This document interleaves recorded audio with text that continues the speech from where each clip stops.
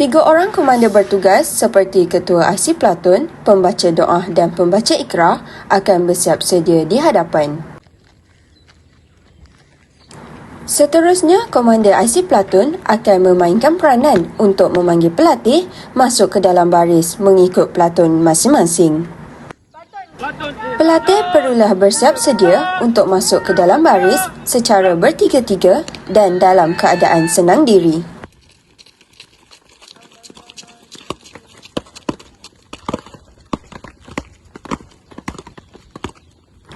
Kemudian, IC Platoon akan memberi hukuman sedia serta meluruskan barisan. Kanan, lurus. Kanan, lagi, cut. Rest. Sejurus selepas itu, IC Platoon akan memberi arahan buka barisan untuk melakukan pemeriksaan sasiah rupa diri. Kemudian, IC Platoon akan melakukan pemeriksaan SRD semua pelatih.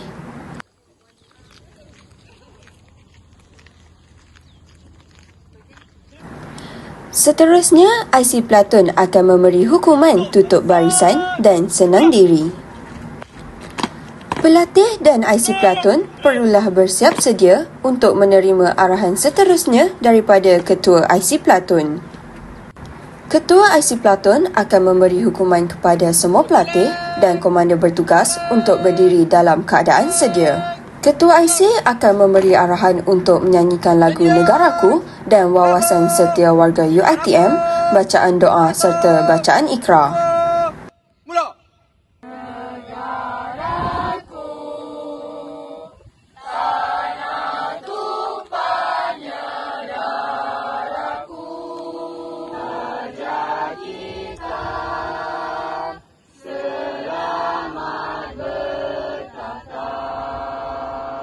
Nyanyian lagu Wawasan Setia Warga UiTM. 1, 2, mula. Bersatu kita warga UiTM, kita bangsa perkasa. Kamilah warga berwawasan untuk negaraku.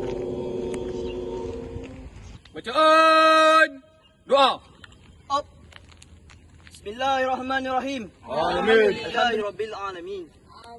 Up. Bacaan ikrah. Up.